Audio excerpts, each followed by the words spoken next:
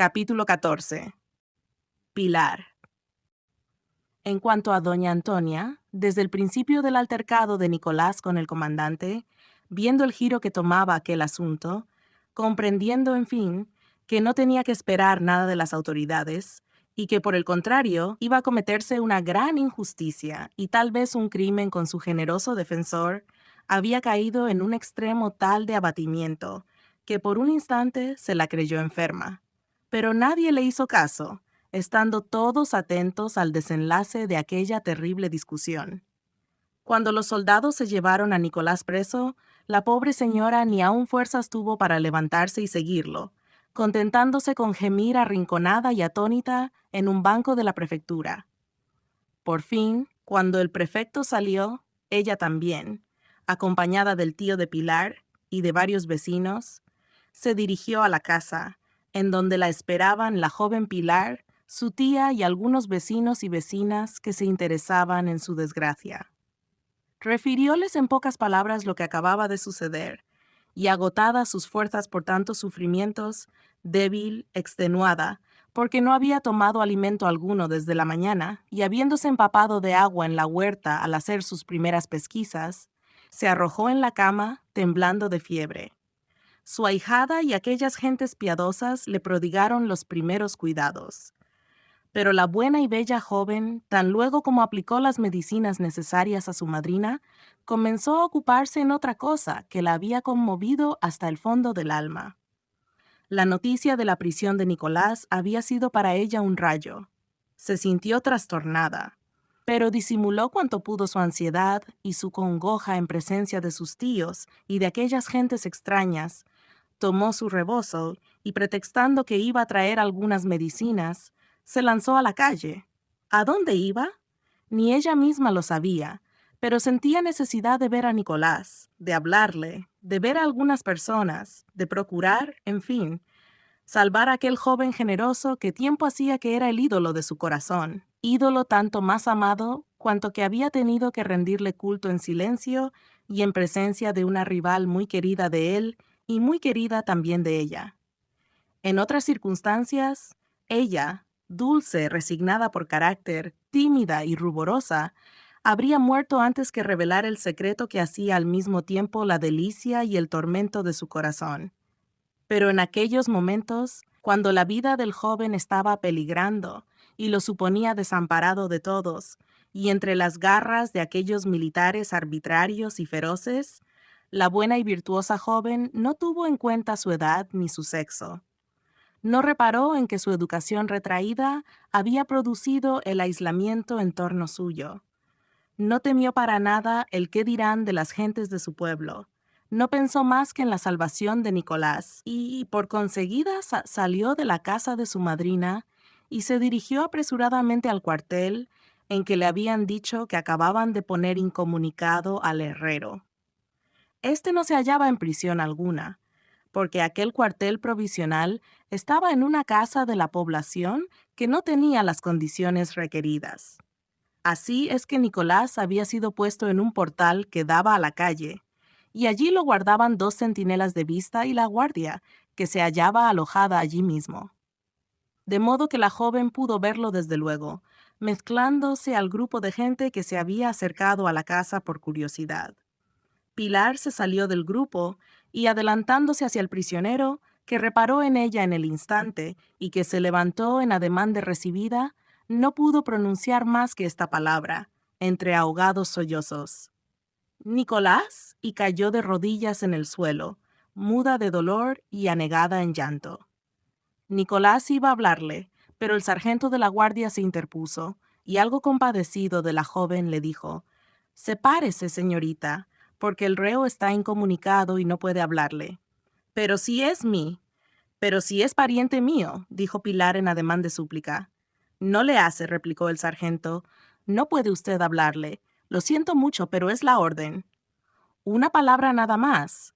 Por compasión, déjeme usted hablarle una sola palabra». «No se puede, niña», dijo el sargento. «Retírese usted.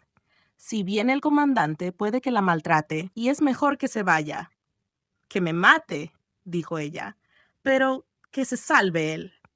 Estas palabras, que llegaron a los oídos de Nicolás muy claras y perceptibles, le revelaron toda la verdad de lo que pasaba en el alma de la hermosa joven, y fueron para él como una luz esplendorosa que iluminó las nubes sombrías en que naufragaba su espíritu. Pilar lo amaba, y es así que sabía amar. De manera que él había estado embriagándose por mucho tiempo con el aroma letal de la flor venenosa, y había dejado indiferente a su lado a la flor modesta y que podía darle la vida. Qué dicha la suya en saberlo, pero qué horrible desventura la de saberlo en aquel momento, tal vez el último de su existencia, porque Nicolás no dudaba de que el comandante ejercería su venganza en el camino aquella misma tarde. Había sido la humillación del militar tan cruel y vergonzosa que no podría perdonarla, con tanta más seguridad cuanto que, en aquel tiempo, ningún temor podría contenerlo. Siendo esta clase de arbitrariedades y crímenes el pan de cada día, pasó por la cabeza de Nicolás como un vértigo. Todo aquello era superior a sus fuerzas. Con ser ellas tantas y con tener un carácter de bronce como el suyo, fundido al fuego de todos los sufrimientos. No quiso ver más. Cubrióse el rostro con las manos, como para no dejar ver 2 lágrimas que brotaron de sus ojos. Pero pasado ese instante de crisis tremenda, se levantó de nuevo para ver a Pilar. Esta, empujada suavemente por el sargento, se alejaba del cuerpo de guardia, pero volvía frecuentemente la cabeza buscando a Nicolás. En una de esas veces, Nicolás le dio las gracias poniendo la mano sobre su corazón y le hizo seña de que se alejara. Hubiera querido expresarle con el ademán cuánto gozaba sabiendo que era amado por ella y asegurarle que, en aquel momento, un amor profundo y tierno acababa de germinar en su corazón sobre las cenizas de su amor malsano de los pasados días. Pero aquella gente curiosa, aquellos soldados, le habían impedido tal expansión, y más que todo su sorpresa, su aturdimiento, casi podría decirse su felicidad. Así, pues, volvió a caer desplomado en el banco de piedra en que le habían permitido sentarse, y se abandonó a profundas y amargas reflexiones. Pilar, entretanto, no descansó un instante. Fue a ver al prefecto, a quien encontró precisamente con los regidores y alcaldes y con los dependientes de la hacienda, que deliberaban acerca de lo que debía hacerse para evitar que Nicolás fuese llevado preso. La joven se presentó a ellos llorando, les suplicó que a toda costa no abandonasen a Nicolás y que, si era posible, le acompañaran en la marcha, porque tal vez eso evitaría que se cometiese un crimen en el camino, y no se retiró sino cuando todos le aseguraron que, si no conseguían libertarlo inmediatamente, acompañarían a la tropa. Después se volvió a su casa y preparó algún alimento que llevó al prisionero ella misma, teniendo cuidado de confiarlo al sargento que antes le había hablado y a quien deslizó una moneda en la mano, rogándole que dijese al preso que no tuviese cuidado, que velarían por él. Nicolás comprendió que la joven había hecho 1000 gestiones en su favor, pero ¿cuáles fueron esas gestiones y de qué modo y quiénes velarían por él? Eso no lo sabía, ni necesitaba saberlo. Desde aquel momento, algo como la confianza de un ser divino se hizo lugar en su ánimo. Había un ángel que lo protegía, y por más que el herrero supiese que Pilar era una niña oscura, débil, tímida, sin relaciones poderosas, algo le decía íntimamente que esa niña, inspirada por el amor, se había convertido en una mujer fuerte, atrevida y fecunda en recursos. Así pues, reanimado con aquella seguridad interior, ya no temió por su existencia y se abandonó a su suerte, confiado y tranquilo. Apenas acababa de hacer estas reflexiones consoladoras y de tomar algún alimento, cuando se tocó en el cuartel la botacilla, y la tropa se preparó a marchar. Un rato después trajeron a Nicolás un caballo flaco y mal ensillado, y lo obligaron a montar en él y a colocarse entre las filas. Luego se formó la caballería, y el comandante llegó casi ebrio y poniéndose a la cabeza de la tropa, salió de la población mirando con ceño a los numerosos grupos de gente que se agolpaban en las calles para manifestar un interés en favor del joven herrero, que marchaba tranquilo en medio de los dragones. Nicolás buscaba con anhelo entre aquellos grupos a la bella niña, y no encontrándola, su frente se nubló. Pero al llegar la tropa a la orilla del pueblo, y entrando en el camino que conduce a Cuautla por las haciendas, se encontró un gran grupo de gente a caballo, compuesto del prefecto, de los regidores, del administrador de Atlihuayan, de sus dependientes y de otros particulares muy bien armados. Junto a ellos y en la puerta de una cabaña, al extremo de una gran huerta, se hallaban Pilar y sus tíos. La hermosa joven tenía los ojos encarnados, pero se mostraba tranquila y procuró sonreír al descubrir a Nicolás y al decirle adiós, como diciéndole hasta luego. Nicolás, al verla, ya no pensó más en su situación. Sintió solamente el vértigo del amor, el golpe de sangre que afluía a su corazón, que ofuscaba sus ojos con un dulce desvanecimiento. Púsose encendido, saludó a Pilar con apasionado cariño y volvió varias veces la vista para fijar en ella una mirada de adoración y de gratitud. La amaba ya profundamente. Aquel amor acababa de germinar en su alma y había echado ya hondas raíces en ella. En 3 horas había vivido la vida de 3 años y había poblado aquella fantasía ardiente con todos los sueños de una dicha retrospectiva y malograda. Por su parte, Pilar no ocultaba ya sus sentimientos desde el instante que ellos estallaron con motivo del terrible riesgo que estaba corriendo Nicolás. Salvarlo era ahora todo su objeto, y poco le importaba lo demás. El famoso comandante, que según ha podido comprenderse era demasiado receloso, se alarmó al ver aquella cabalgata que parecía esperarlo en actitud amenazadora, y picando su caballo se dirigió al prefecto. «Hola, señor prefecto. ¿Qué hace tanta gente aquí?» «Esperándolo a usted», respondió el funcionario. «¿A mí? ¿Para qué?» «Para acompañarlo, señor, hasta Cuautla». «¿Acompañarme? ¿Y con qué objeto?» «Con el de responder de la conducta de ese muchacho a quien lleva usted preso ante la autoridad a quien va usted a presentarlo». «¿Y qué autoridad es esa, señor prefecto?»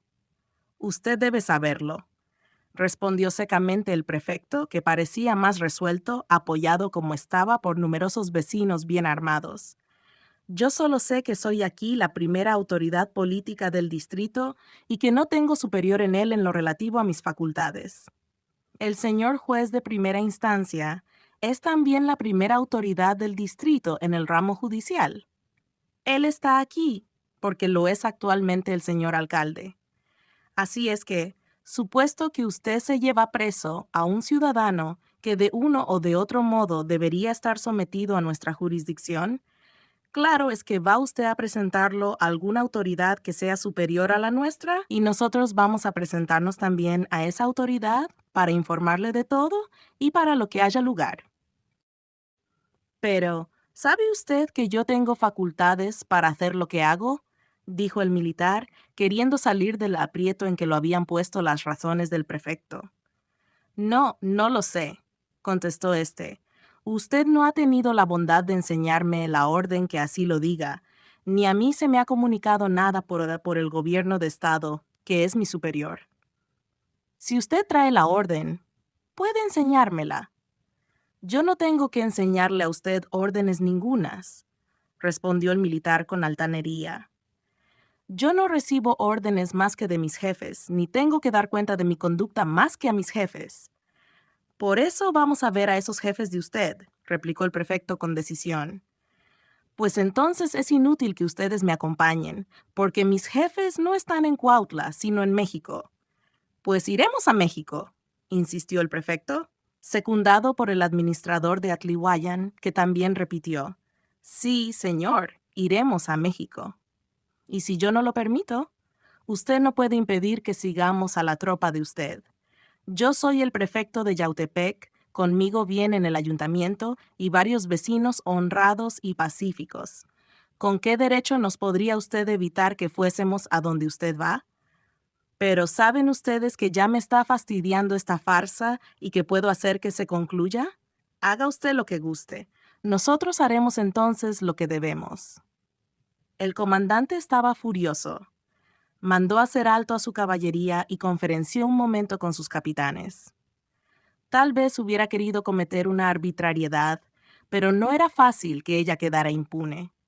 El prefecto estaba allí, acompañado del ayuntamiento, de los dependientes de la hacienda de Atlihuayán y de numerosos vecinos bien montados y armados. En un momento podían reunírsele otros vecinos, aunque sin armas, y tomar aquello un aspecto formidable. El comandante decidió, pues, soportar aquella afrenta, pero no soltar a Nicolás. Volvió hacia el grupo en que se hallaba el prefecto y le dijo: ¿De manera que ustedes han salido para quitarme al reo, al hombre? No, señor, replicó el prefecto.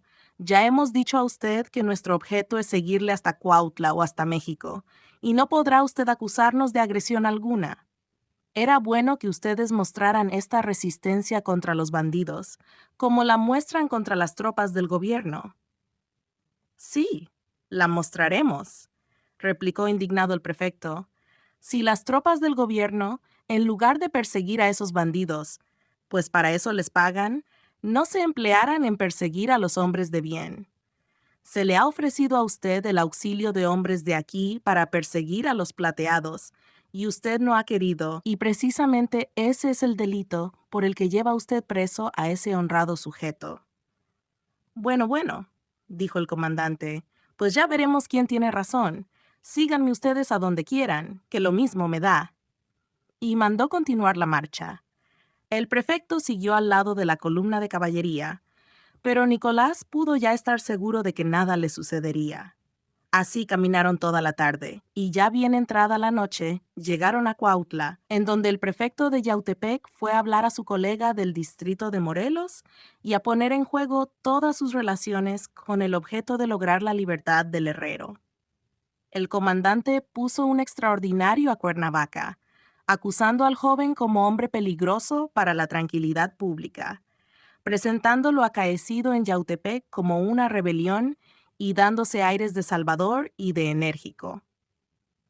Pero el prefecto de Yautepec y el ayuntamiento, así como las autoridades de Cuautla, se dirigieron al gobernador del estado y al gobierno federal, y el administrador de Atlihuayán, al dueño de la hacienda y a sus amigos en México, relatando lo ocurrido. Cruzáronse numerosos oficios, informes, recomendaciones, y se gastó tinta y dinero para aclarar aquel asunto. Nicolás permaneció preso en el cuartel de aquella tropa, que aún esperaba órdenes para escoltar al amigo del presidente. Pero al tercer día llegó una directa del Ministerio de la Guerra para poner en libertad al joven herrero, mandando que el comandante se presentase en México a responder de su conducta. Todo este embrollo y esta irregularidad eran cosas frecuentes en aquella época de guerra civil y de confusión. Así pues, del rapto cometido por el Zarco, solo habían resultado la grave enfermedad de la pobre madre y la prisión del herrero de Atlihuayán, la conmoción de las autoridades de Yautepec, muchas comunicaciones, muchos pasos, muchas lágrimas. Pero el delito había quedado impune. Verdad es que también había resultado la dicha de 2 corazones buenos. Este era el único rayo de sol que iluminaba aquel cuadro de desorden, de vicio y de miseria.